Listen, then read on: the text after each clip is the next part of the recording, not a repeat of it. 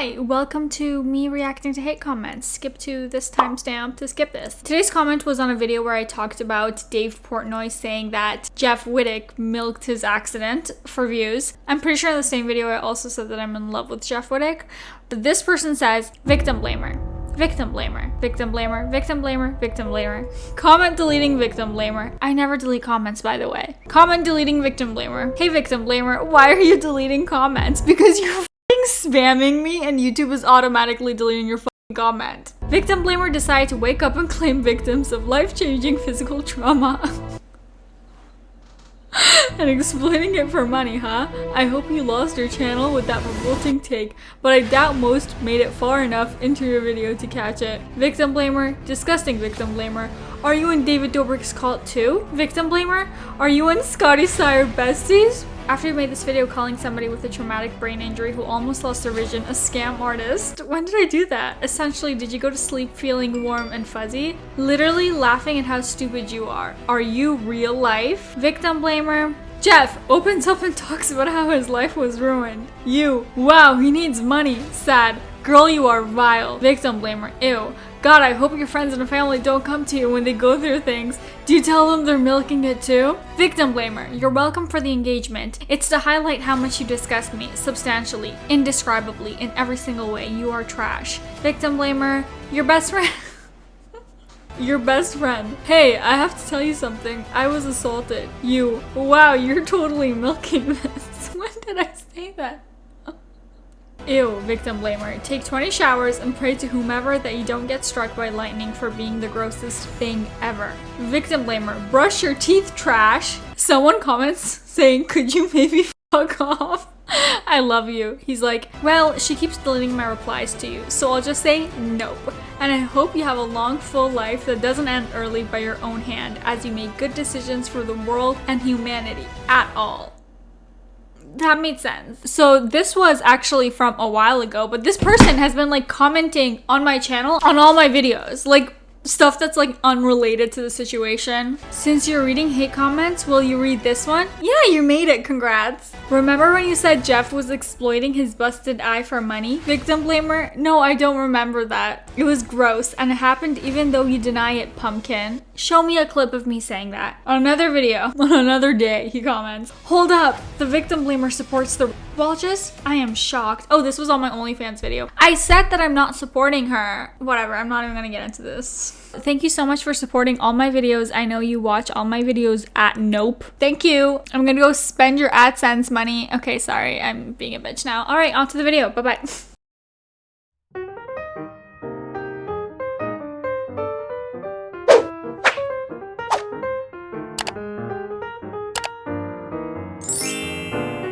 Hey guys, welcome back to my channel. The Ace family will never stop. I feel like as soon as I start to forget their existence, a new scandal pops up, and that's basically how they're holding their relevancy. There is a lot to unpack with what's going on with them, but before we get into it, please give this video a thumbs up and subscribe to this channel. Alright, let's get into it. So, remember the big boxing match a couple of weeks ago where Austin McBroom completely annihilated Bryce Hall's face and won $1 million? Well, Austin must have spent that $1 million faster than he got it, because it is possible that the Ace family may be facing eviction from their multi-million-dollar mansion in LA. Allegedly, they were served a notice stating that they could face eviction from their home as a result of not making their mortgage payments. Now, of course, any family at risk of losing their home is very upsetting, but it's kind of hard to sympathize with Austin and Catherine McBroom when they've been so far out of touch with reality for so long. It was two houses before, and we literally combined them together. The internet has watched them for years shamelessly flex their endless supply of Gucci clothes, luxury cars, and extreme wealth. But it seems that they might have bit off more than they could chew when buying this house. It's just sad to know that their 3 children are at risk of losing their home, and I hope that Austin and Catherine get their shit together for the sake of their kids. They are the adults in this situation, and losing their home would truly be no one's fault but their own. Also, like, this isn't even the first time that the Ace family has been accused of not paying their bills. They were allegedly not paying some of their, like, other home bills before, which is honestly crazy because they have so much money. Like, pay your freaking electricity, man. Along with potentially losing their house, the Ace family is also facing some serious legal issues. 2 lawsuits have been filed in regards to the Ace family. One lawsuit was filed against the Ace family in September of 2020 by a social media company called Subify LLC. The second one, however, looks like it was filed by the Ace family against a construction rental company called Ahern Rentals in April of this year. Both lawsuits are pending, but I'm curious to see if any more details will eventually come out. Also, does anyone remember that DramatiCast series they made about their lives and how hard they have it while moving into this multi-million-dollar mansion they designed? I've never thought about stopping, but I feel like if I've thought about it. How did singing kill your grandma? What song was she singing? I was the one singing. I just remember thinking I was listening to them complain about how rich they were for like an hour straight. Who knows, maybe losing their home could serve as a wake-up call and maybe humble the Ace family back down to earth, but I wouldn't place too many bets on that, considering the father of this family is Austin McBroom. And now I take you to probably the biggest balcony in the world. And it's honestly so big that we don't even know what to do with it. The real question is, where is all of the Ace family's money going? Like, think about it, guys. They have a constant flow of income from YouTube videos, merch, the random sports events, and skincare lines, constantly scamming people and fans. Like, they even release their own juice. Like, how can they not afford to pay their house payments? That money has to be going somewhere, clearly not towards their house. Not paying the money he owes seems to be a common trend for Austin. Allegations have recently been going around that Austin owns a huge part of the company in charge of paying everyone who participated in the recent boxing event, the TikToker versus YouTuber event. And many people have come forward nearly a month after the event saying that they have yet to be paid for it. Like, imagine Bryce Hall had to like have his face deformed for nothing. Like, he's not even gonna get paid. That sucks, man. Also, an Instagram user by the name of Pam Sophia claims that she has a car rental company in Miami and Austin owes them $7,500. Austin has allegedly ghosted the company and they haven't been able to get in contact with him. From what I've seen, it looks like they set up some type of deal where Austin could rent their cars at a discounted price in return for him shouting out the company. Of course, Austin never posted anything about the company and also didn't pay the $7,500 that he owes. Is Austin just being shady and a scam artist, or does he genuinely not have $7,500 in his bank account right now? Either way, what he's doing to this small business is so wrong, and I hope that he faces the repercussions for his actions. While the Ace family might be moving out of their LA mansion, Tana Mongeau is moving in to David Dobrik's former LA mansion. Tana tweeted, "I never thought in a million years I'd be buying a house from David Dobrik LMAO. What the f***? He's like my landlord right now. I'm a little scared." It's kind of unclear if Tana is buying the house or renting. In this tweet, she says she's buying, but then refers to David as her landlord. This is confusing because landlords are only in regards to rental properties, Tana. I would assume she's just renting, considering Tana isn't really known to be tied down to anything, and if she is, it never really ends well. Along with posting several Instagram stories showing off her new place, Tana also posted a photo of her crying about not wanting to move from her current mansion into another one. Life must be so hard for her. Sending happy thoughts and prayers. Hashtag speaking from the heart. I find it coincidental that when David was going through his huge scandals involving Dom and also the whole Jeff excavator incident, that Tana didn't turn her back on him. She stayed loyal as his friend and even posted a picture with him on her birthday. But now that we know she bought his old house, was she just staying friendly with him to get the house?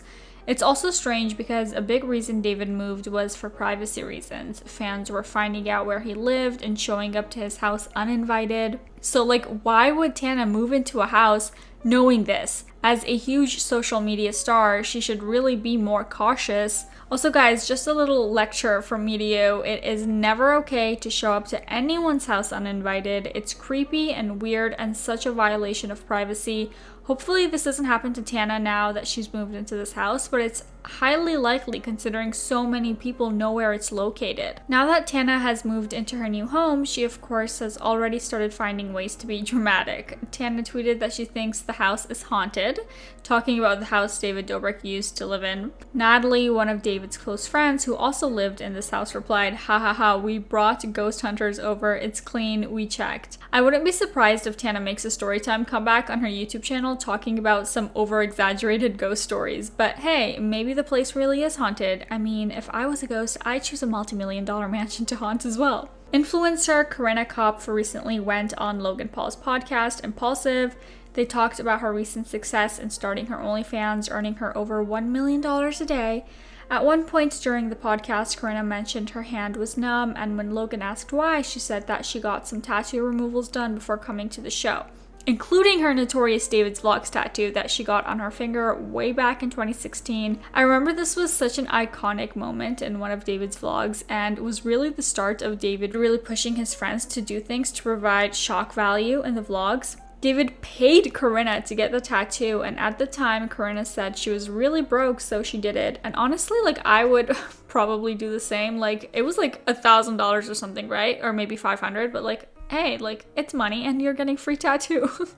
Even if it does just say David's Vlogs. But fast forward 5 years later, she claims that she's not going to let any man brand her anymore in reference to the tattoo and why she got it removed. What are you getting removed? Everything that's not like my little dainty tattoos. Are you getting the tattoo that says David's Vlog removed? Oh. I'm not gonna let any man brand me anymore. Unless they're my hubby, yeah. What do you mean any man brand? Like, you can brand me for the right price. That literally lasted 30 seconds. No, but like, you're like, never in my fucking life will I let a man brand me. Oh no, except for you. No, I thought you were saying the fact that you were like, we're just friends, and then you wanted to brand me. You've never hooked up with Dave, huh? I mean, we never had sex. We've never done anything like. I think the internet knows we kissed like one time way back when at his apartment. Touch his wiener at all? Not really, no. Not really. No, I mean maybe I don't remember. I have really bad memory. This was I like, can see how that could be foggy. This was like four years ago, Right. by the way. Right. Well, personally, I think that it's a little too late considering the video where she got the tattoo has over 16 million views on it. I respect her for doing what she wants with her body, although I have heard tattoo removal is more painful than getting an actual tattoo and more expensive, so yeah, good luck. So take this as a lesson from Corinna, you guys. Don't get stupid tattoos or do stupid things, or you might find yourself regretting it 5 years later. Moving on, Jeff Wittek talked briefly on his podcast about the end of frenemies. We've talked about this during this podcast. Jeff says that the relationship between Trisha and Ethan was toxic. Ethan Klein reacted to this and talked about Jeff on his podcast H3 After Dark. I don't know if Jeff was trying to provoke some dramatic reaction out of Ethan by saying this, but it's honestly so funny to see how nonchalant Ethan's response to Jeff was. Like, he and Hila just agree with him, like, yeah dude, it was toxic, what's your point? Yeah, that's toxic. Okay, I'm still friends with the kid with her. What's his point? Ethan then throws some shade by bringing up how Jeff is still friends with the man who almost killed him, referring to David Dobrik and the excavator incident. Ethan and the H3 crew also reacted to the text that Jeff recently sent to Trisha Paytas. In the text, Jeff says, "Poke away at my injury and it's gonna end really bad for everyone." And this was obviously in response to Trisha's video about Jeff Wittek and Gabby Hanna. To which Trisha responded, huh? And Jeff says, "I'm not gonna have internet beef with you." First of all, Jeff had to know that Trish would instantly leak these texts after she read them. So why was he okay with sending those texts basically threatening her?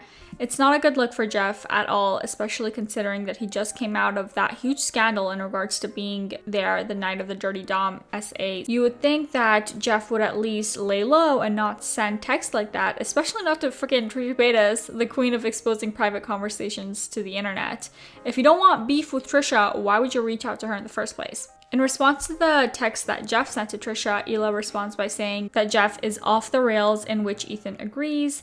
This is just my opinion, but the first text Jeff sent to Trisha gave a very threatening vibe. Like, what exactly does he mean by it's gonna end really bad for everyone? I don't know, man. Let me know what you guys think in the comments down below. To me, it almost sounds like he could be threatening violence or legal action, like suing. I don't know. It could also potentially be a joke because Jeff is known for his dry sense of humor, and he does kind of make jokes like that a lot on his podcast and YouTube channel. But again, I don't know. Comment down below what your thoughts are. And lastly, here's Trisha Paytas' response to James Charles's return on the internet. Oh my god, James Charles may come back and just comment on it. Like, who cares? Yeah, okay, that's it. 'Cause, like, here's the thing, and you know, because I was on Frenemies and we gossiped, not that I hated it or anything, but like, I actually only talk about people like usually when it pertains to something that I have a direct relationship with them. Obviously, James Charles is like gross and creepy. Like, I'm glad like that's brought to awareness, but it's like he's back. People forgive him. Like, there's only so much you can do because the people who were the victims, the minors, if they don't come forward, like.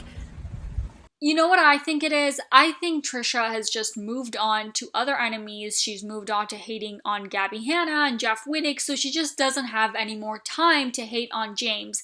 But she was like, for a moment there, very, very, very passionate about canceling James. So like, yeah, I think she's just too distracted right now. She's gonna come back hating on him in like a second. You can only shout it so much and then it's like, people will see it or they won't. I think he should go to prison just like Austin Jones, I think his name is. But hey, he's back at the internet. Like, I don't really have too many thoughts on it other than like he's gross and whatever. But what am I doing? Make a video about that? Like, you're disgusting. You should not be on the internet. All the comments to me. That was it for today's video. I really hope that you guys enjoyed watching. If you did, please make sure to give it a thumbs up and subscribe. I post new videos every single week. All right, bye-bye. Which is the biggest pool we could possibly make. We could have done one bigger than this. We tried to make it bigger. But this is as big as we could make it. Oh my